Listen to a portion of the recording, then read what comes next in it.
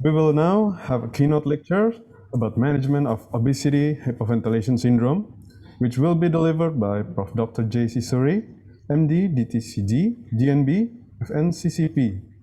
Prof. Suri is a consultant, professor, and a head of Department of Pulmonary, Critical Care, and Sleep Medicine of Fardman Mahir Medical College in Safdarjung Hospital, New Delhi, India. To Prof. Suri, the floor is yours, Professor.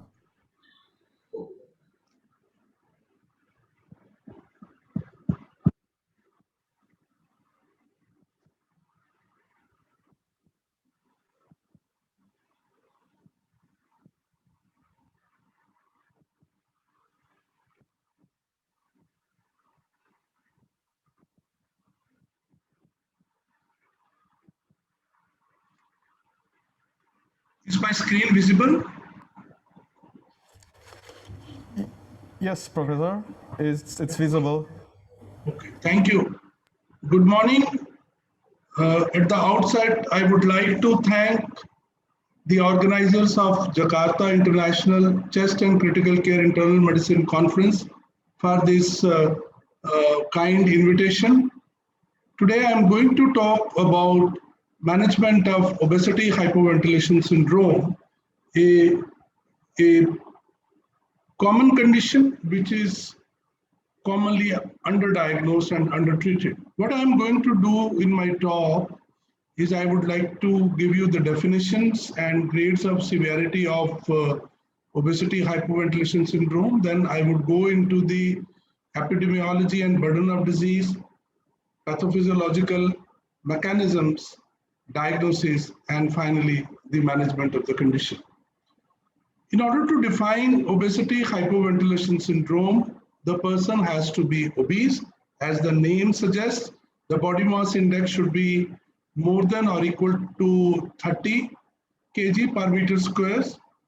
There should be an evidence of daytime hypoventilation in the form of hypercapnia. That is, the PCO2 should be more than 45 millimeters of mercury and PaO2 of less than 70 millimeter. There should also be an evidence of sleep disordered breathing. There are two common types of sleep disordered breathings which we see in patients with obesity hypoventilation syndrome. One is obstructive sleep apnea, which is present in about 90% of cases of obesity hypoventilation syndrome. And other is the non-obstructive sleep hypoventilation, where the apnea-hypopnea index is less than 5, which we see exclusively in 10% cases of obesity hypoventilation syndrome.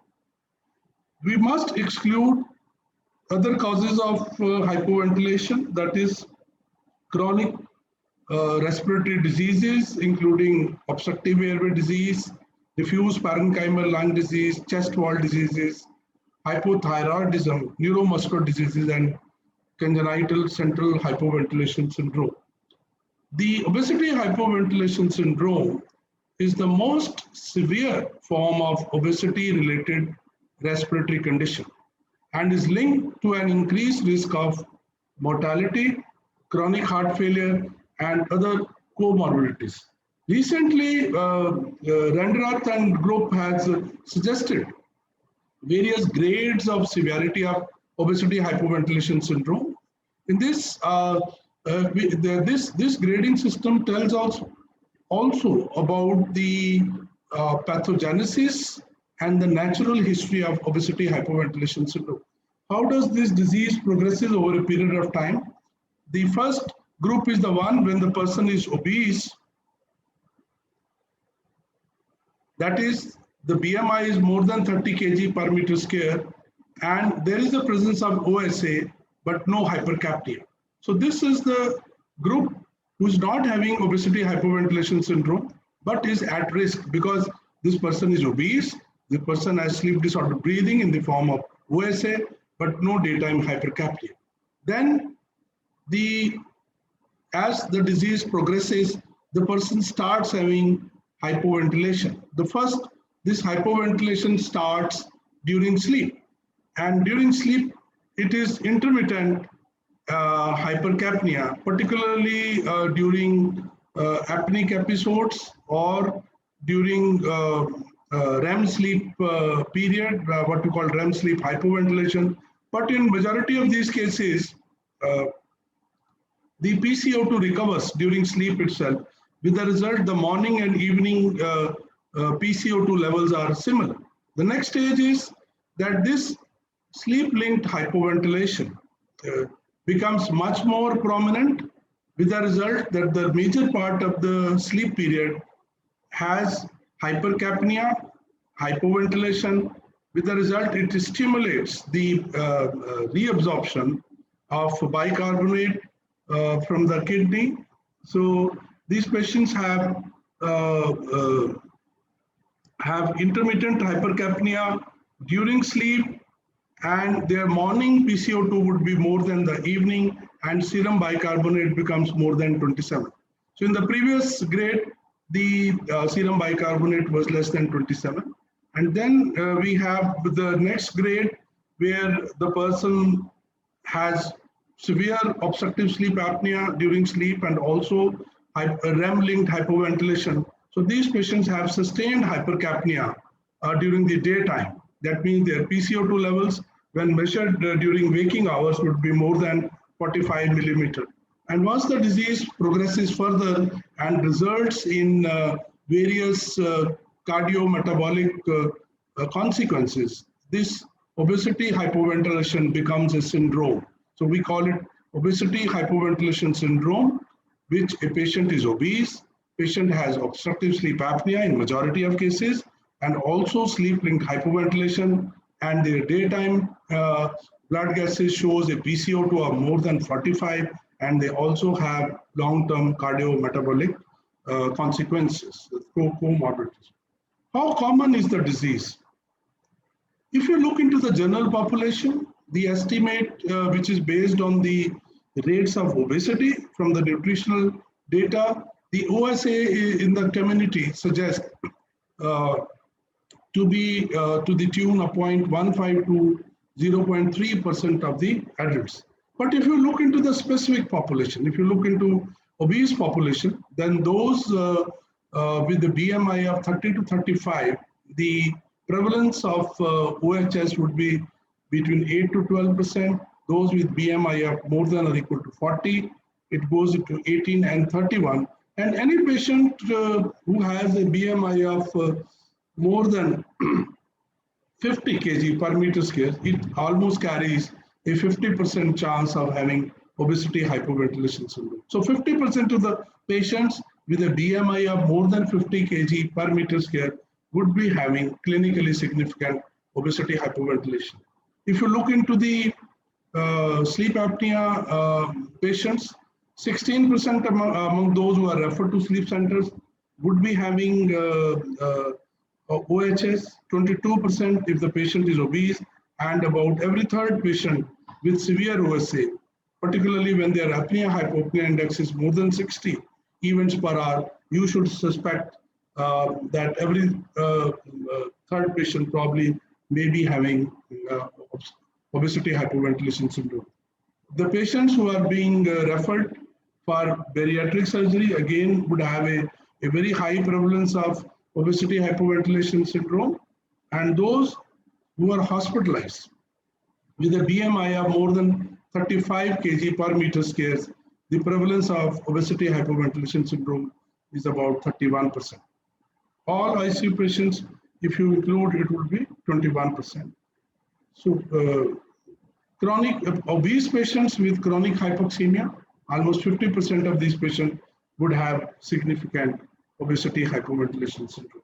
So how is obesity hypoventilation syndrome different from simple obesity? As you can see here, the survival because of the presence of obesity hypoventilation syndrome along with obesity, if you compare with simple obesity, there is a significant reduction in the survival in these patients as comparison to simple obesity.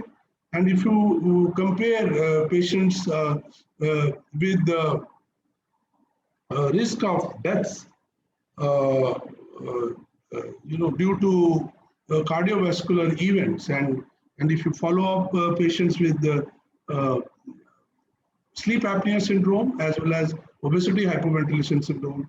You can see here that there is an significant increased risk of death in patients who have obesity hypoventilation syndrome than the OHS.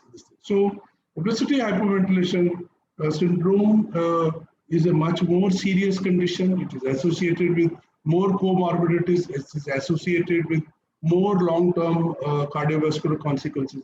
Hence, these patients are at a risk of dying early than the other situation. So, what is the pathogenesis of obesity hypoventilation syndrome? First factor which contributes to the development of obesity hypoventilation syndrome is sleep disordered breathing, particularly in the form of obstructive sleep apneas. Second important factor is the REM sleep-linked hypoventilation due to accessory muscles hypotonia. We all know that during REM sleep, there is a marked hypotonia of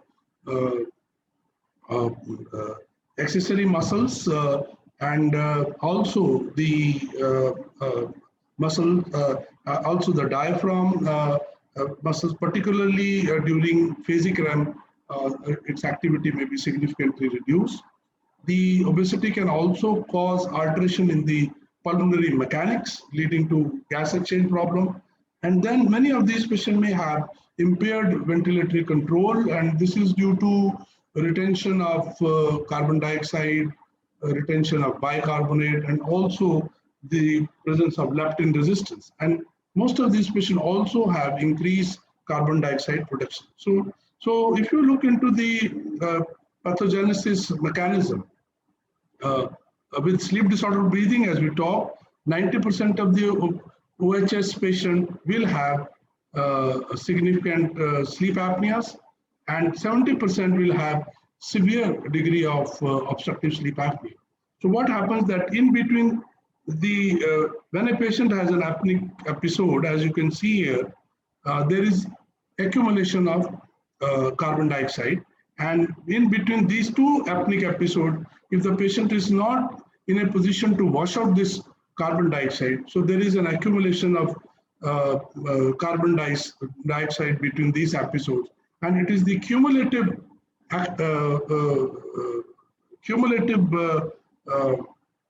carbon dioxide levels which progressively increases with each episodes of apnea.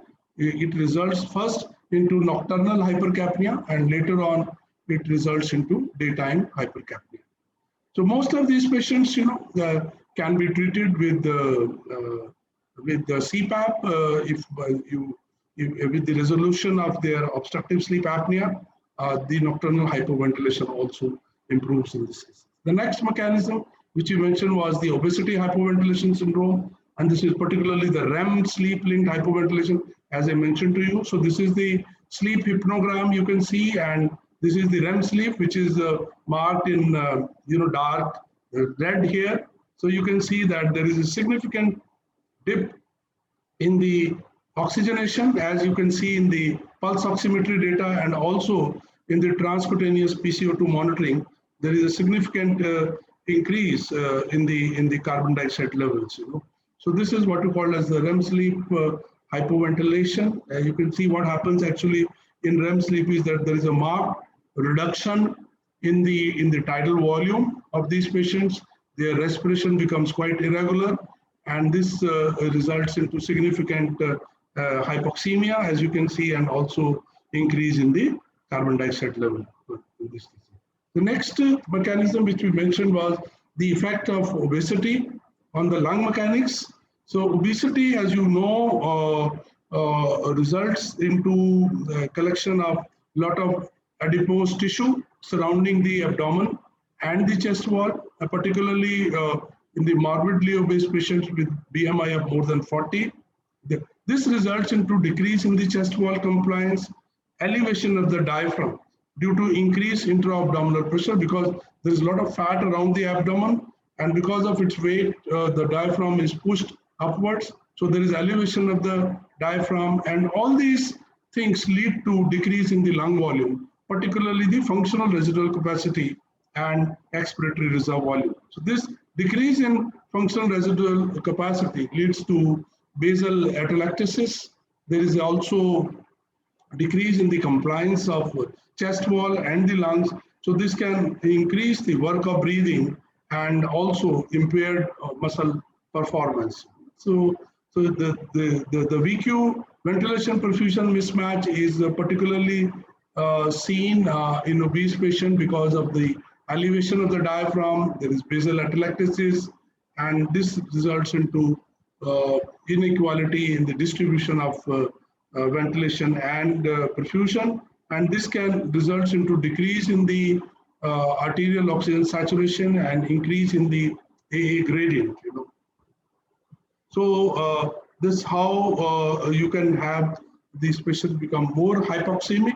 This may not lead to increase in the PCO2 level, but there is a significant drop in the PO2 level. So to summarize pathogenesis, it's very important to understand the pathophysiology because it helps us in treating these patients better, because by understanding each component of pathophysiology, we can direct our treatment strategies to take care of them and reverse most of these pathophysiological mechanisms, and then we can have the best outcome of treatment in these patients. So you can see here that obesity leads to decreased lung volumes, increased workup breathing, increased carbon dioxide production, and there is also decrease in the leptin, increased leptin resistance. So when the lung volumes are reduced and the workup breathing is increased, there is also impaired respiratory muscle performance. This results into decrease in the tidal volume. And there is also the presence of sleep disorder breathing.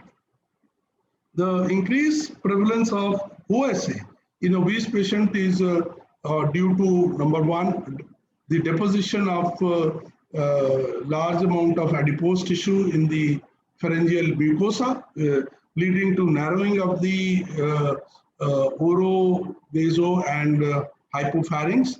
And then this can also decrease the lung volumes. When the lung volumes are reduced, it causes significant reduction in the stretch of stretching force on the upper airway. With the result, the pharynx becomes lax, it becomes more collapsible. So the sleep disorder breathing, which is upper airway obstruction in combination with hypoventilation, all of these things lead to increase in PCO2 and decrease in the oxygen level.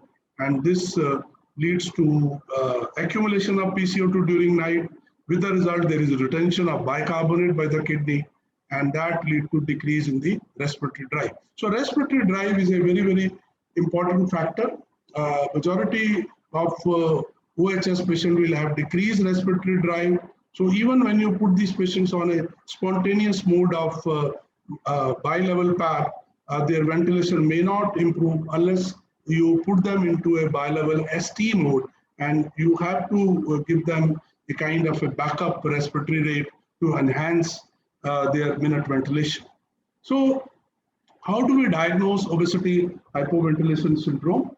The diagnosis of obesity hypoventilation syndrome should be suspected in all severely obese patients, and every severely obese patient should be screened for excessive daytime sleepiness, loud snoring, shortness of breath with exertion, high blood pressure, lower extremity edema, and witness apnea during sleep.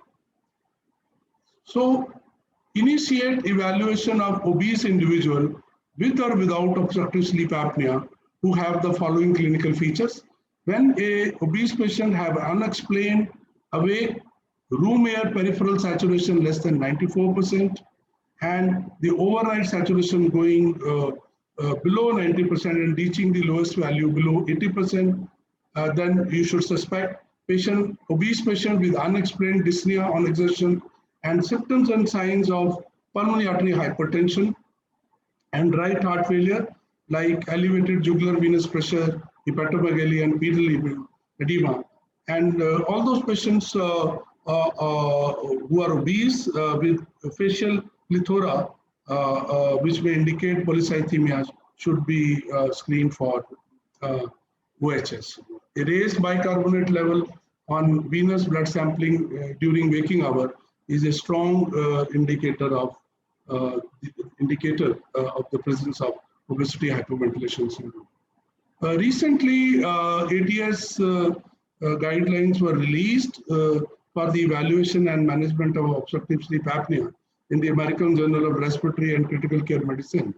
And there, 5 questions were addressed. And in amongst those 5 questions, one was regarding the role of bicarbonate in the diagnosis of obesity hypoventilation syndrome. And this was particularly because these patients cannot undergo arterial blood gases at the clinic level or at a routine monitoring level. So these guidelines recommend using serum bicarbonate level, which is readily available via standard laboratory testing to screen when the pre-test probability for obesity hypoventilation syndrome is low to moderate.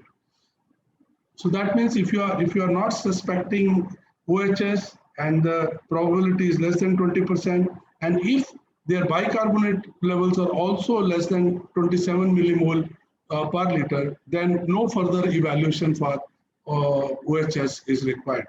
On the other hand, if an obese patient has a bicarbonate of more than 27 millimole, a measurement of arterial blood gases should be considered, particularly as the BMI increases towards or above 40 kg per millimeter square.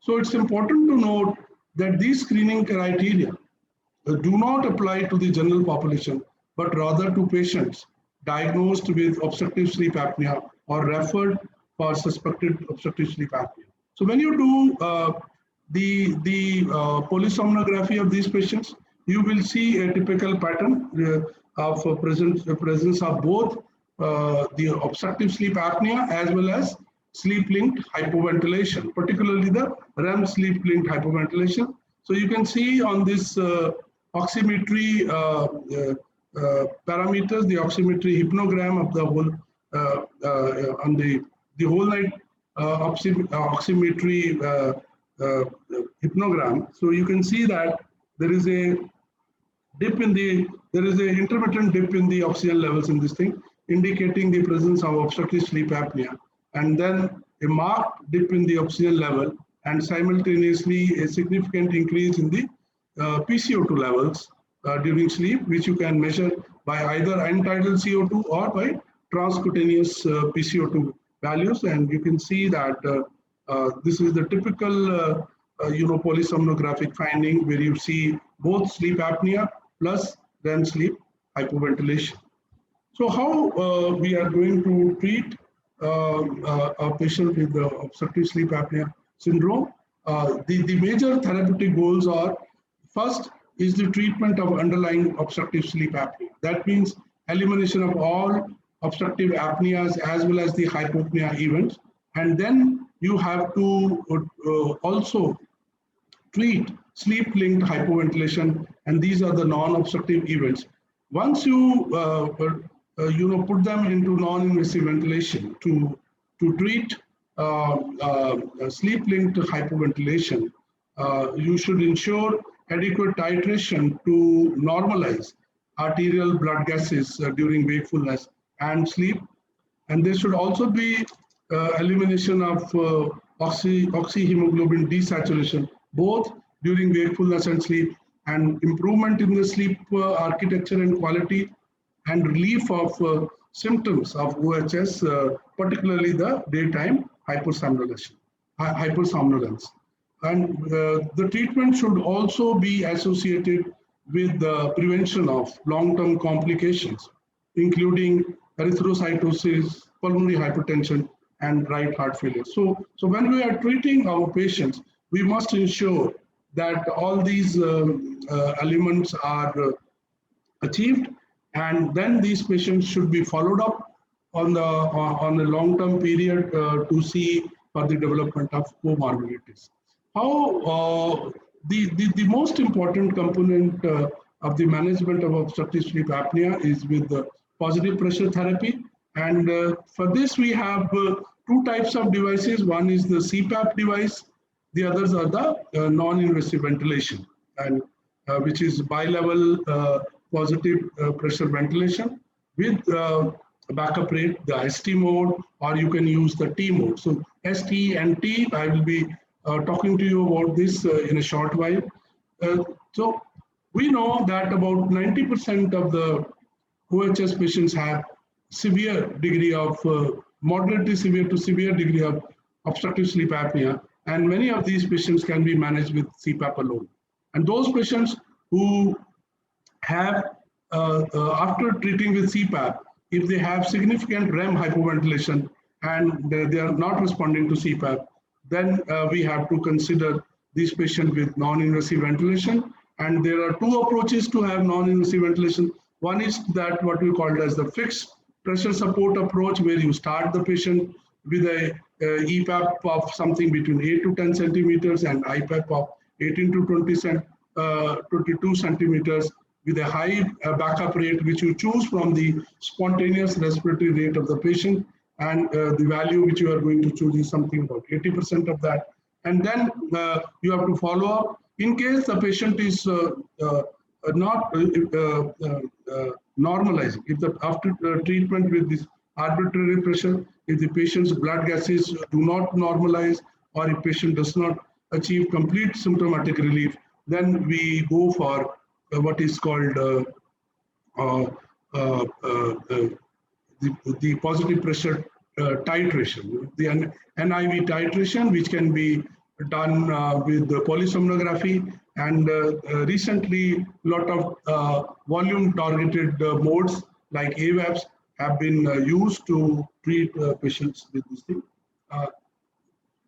So initially, there was some speculation that since this condition is related with obesity, so if we do lifestyle measures and reduce weight, then whether we should be able to treat this patient without the help of positive pressure device. And this was a very important study, which we call the Pickwick study, which compared the positive pressures.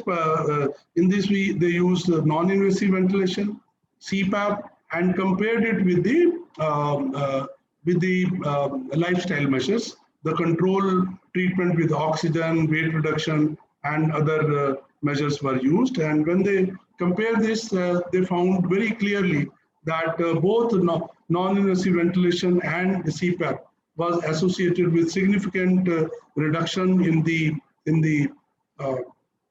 not only sleep disordered breathing and hypoventilation, but also improvement in their symptoms in the form of dyspnea, unrefreshing sleep, tiredness, nocturia, headache, and morning confusion. So there was a significant improvement, whereas in control group, where they were getting only lifestyle measures, there was no significant change. And as you can see here, that the NIV was associated with much better improvement in the symptoms as comparison to CPAP.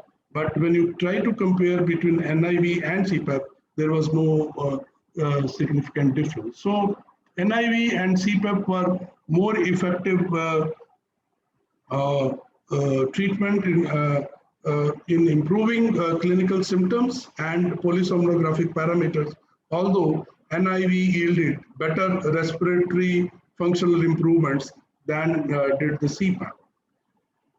So in these ATS guidelines for the evaluation and management of OSA, they also recommended the use of PAP devices for the management of OHS, and what they recommended that in about 70% of the patients with stable ambulatory obesity hypoventilation syndrome have concomitant severe OSA, then these patients, in these patients, CPAP can be considered as a first-line treatment, and only those patients who are not responding to CPAP alone, then one can consider more expensive non-invasive ventilation modalities for this thing. So those management of obstructive sleep apnea with positive pressure therapy in patients who have not responded to CPAP, they should be put into non-invasive ventilation with backup rate. And I had mentioned either we can use arbitrary pressures or we can do the polysomnographic guided titration in these patients. And this was a very important study which investigated the role of non-invasive ventilation in OHS patient without severe OSA. So these were the patients who had no severe obstructive sleep apnea. They almost constitute about 10% of the patients of OHS. Again, in these patients, we can see that non-invasive ventilation was associated with significant reduction in the PCO2 and also the serum bicarbonate and 6-minute walk distance. Then there were some measures of quality of life and sleepiness which improved with non-invasive ventilation more than the lifestyle measure or the control measure. So the conclusion of this study was that NIV is more effective than lifestyle modification in improving daytime PCO2, sleepiness, and polysomnographic parameters. Although these are short-term studies and the follow-up was not very long, so we need to have long-term prospective studies to determine whether NIV reduces healthcare resources utilization, cardiovascular events, and mortality.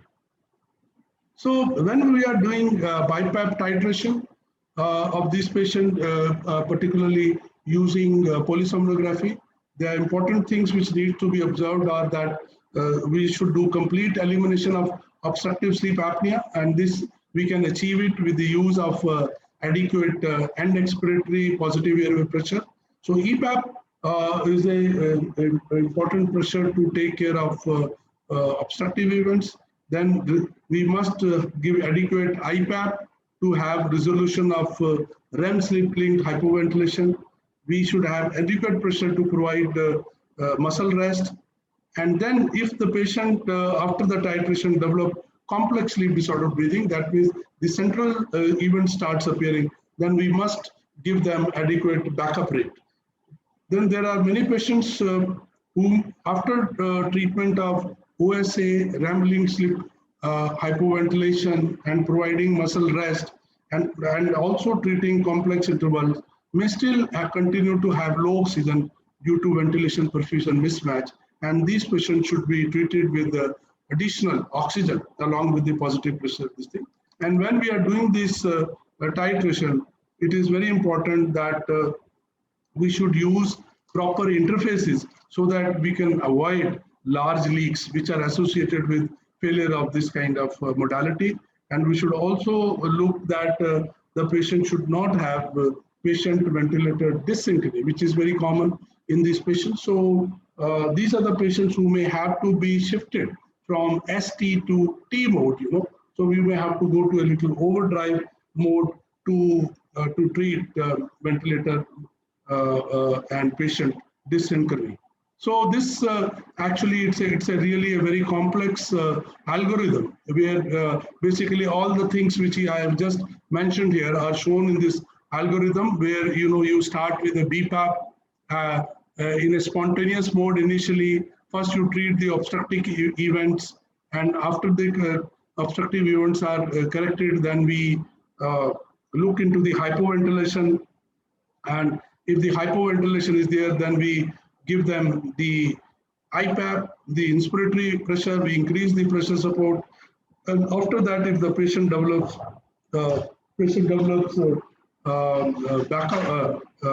central events, then the backup rate is added, and then adequate ventilation is ensured.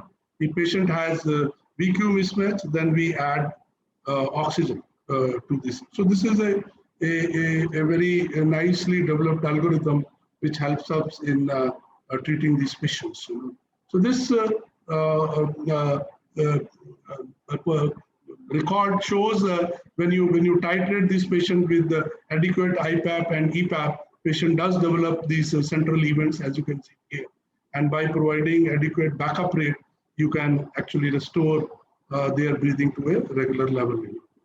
The another important thing which has been recognized while treating patients of obesity hypoventilation is that the inspiratory positive pressure required during non-REM and REM sleep may be different, because during REM sleep there is marked hypotonia, and this hypoventilation is much more significant than non-REM sleep. So with the result, the requirement for IPAP may be different during non-REM sleep as comparison to REM sleep. To overcome this problem, the volume targeted modes have been developed to treat these patients, so that we can create a window of its inspiratory pressure, where in the non-REM sleep low pressures can be given, and in the REM sleep, when the tidal volume falls, because it is a volume targeted setting, so there will be automatic increase in the pressure support,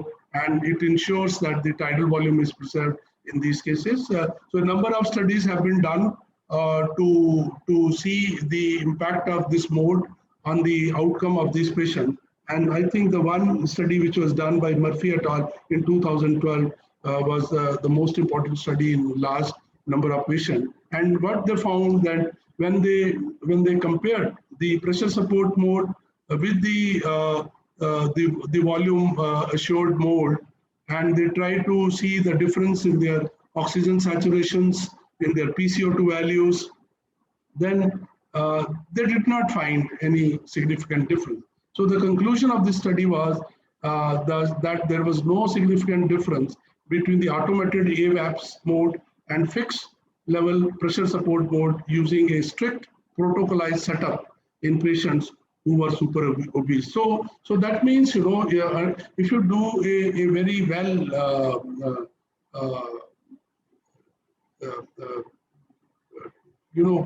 crafted titration under polysomnographic control, then the difference between the volume targeted modes and the pressure support mode with backup rates is not very significant. Although conceptually the volume targeted modes are very good, and we need to know more about these things.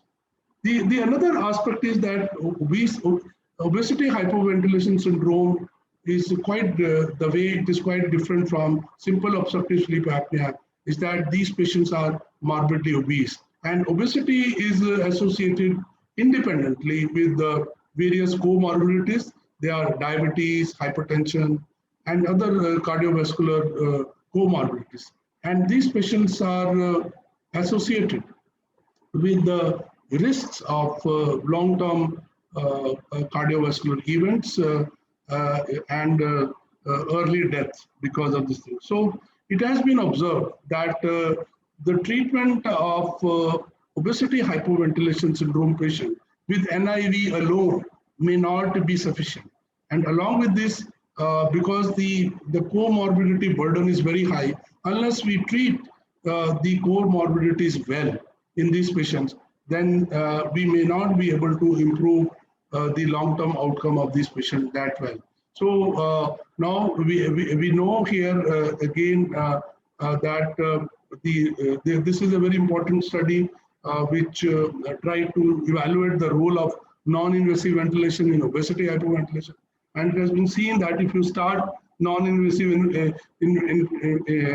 ventilation early in the course of disease, when patient has stable chronic respiratory failure, the results are much better than when you start this if the patient develops acute respiratory failure or the patient is admitted in intensive care. 2 more minutes. Yeah. 2 more minutes, Professor. Okay. I'll finish this thing. So we need to treat these patients in addition to non-invasive ventilation with weight management,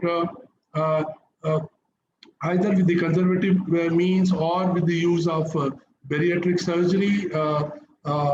This is associated with significant improvement. And in the ATS guidelines, they have recommended that if we are able to produce a sustained weight loss of 25 to 30% of the body weight, either with the conservative means or with the bariatric surgery, this level of weight loss is most likely required to achieve the resolution of hypoventilation syndrome. So this, and again, these patients also need a very good rehab program. To summarize, obesity hypoventilation syndrome is defined as a combination of obesity, that is the body mass index of more than or equal to 30 kg per meter square, daytime hypercapnia, and sleep disorder breathing after ruling out other disorders that may cause alveolar hypoventilation. Obesity hypoventilation syndrome is a serious yet commonly misdiagnosed condition which is likely to become more prevalent as obesity rates rise. Obesity hypoventilation, as we all know, is a complex disorder with multiple factors contributing to its pathophysiology, such as upper airway obstruction, REM lip hypoventilation, VQ mismatch, and decreased respiratory drive and chemosensitivity. The syndrome is most severe form of obesity-related respiratory condition and is associated with metabolic, hormonal, and cardiovascular impairments, leading to increase in daily life, decrease in the daily life activity, a lack of social participation, and high risk of hospitalization and death. Despite its severity, obesity hypoventilation is largely underdiagnosed, and the health-related costs are high than those of apneic or obese eukapnic patients. So, therefore, an early diagnosis by screening all obese patients referred for the evaluation of OSA is important to prevent these complications. As many as 70% of the patients with stable ambulatory obesity hypoventilation syndrome have concomitant severe OSA. The first-line treatment of CPAP over non-invasive ventilation is recommended. Non-invasive ventilation with backup rate is the treatment of choice for patients of OHS without severe OSA. And finally, to tackle obesity, interventions that produce a sustained weight loss of 25 to 30% of the body weight, including bariatric surgery, should be considered. And there is a need to offer combined treatment strategies and to assess the effect of multimodal therapeutic strategies on morbidity and mortality. Thank you for your kind attention, and I'll be very happy to take if there are any questions.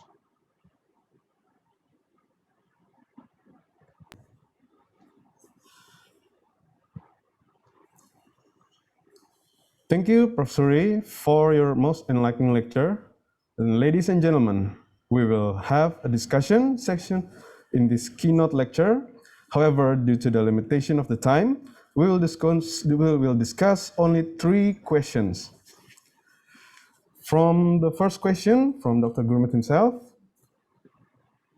Professor Ray, how to diagnose obesity hypoventilation syndrome in ICU patient? Yeah, it's a very difficult situation in the ICU. I think from the clinical picture, if a patient is morbidly obese, his BMI is more than 30, and most of these patients usually present to the ICU with the decompensated cardiorespiratory failure. So this patient will present with hypercapnic respiratory failure. They also have other comorbidities like hypertension and diastolic heart failure. So it's a very complex situation. Patients have combined cardiorespiratory failure, as I mentioned. Their blood gases are suggestive of hypercapnic respiratory failure, but they also have an element of congestive heart failure due to severe diastolic dysfunction. So this kind of a clinical presentation, if it is there, we should suspect the presence of obesity hypoventilation syndrome. Thank you, Professor Ray. Maybe we move on to our next question. Professor Ray, are there any consideration to give prophylactic therapy in patients with obstructive sleep apnea at risk of hypoventilation syndrome? See, all patients who have obstructive sleep apnea and have a BMI of more than 30 are at a risk of developing obesity hypoventilation syndrome. And as I mentioned in my epidemiology slides, any patients who has been referred for evaluation for obstructive sleep apnea, if their BMI is more than 30, there is about 10 to 15% chance of developing OHS. Once their BMI goes above 40, it is about 30%. And once their BMI is above 50, about 50% of these patients will have obesity hypoventilation syndrome. So those patients of obstructive sleep apnea who have a BMI of more than 30 should be encouraged to reduce their body weight either through conservative means or maybe the consideration of bariatric surgery when the BMI is very high and the conservative measures are likely to fail. I think we can prevent the development of OHS in these patients. Thank you, Prof. Suri. And we move on to our last question. Prof. Suri, what are the prognosis of the obesity hypoventilation syndrome after bariatric surgery? See, the prognosis of a patient of obesity hypoventilation syndrome is linked with two factors. One is the presence of sleep disorder breathing, the obesity hypoventilation syndrome, and also the presence of comorbidities. So if you treat a patient of OHS with non-invasive ventilation and don't take care of their comorbidities, then the long-term prognosis is bad. So it's very important that when we are treating this patient, we should pay a lot of attention to the comorbidities and we should very effectively treat them, encourage all these patients to weight reduction and adequate control of diabetes and control of the congestive heart failure and other comorbidities which are present. So all of these are important. That's how obesity hypoventilation syndrome is different from simple obstructive sleep apnea.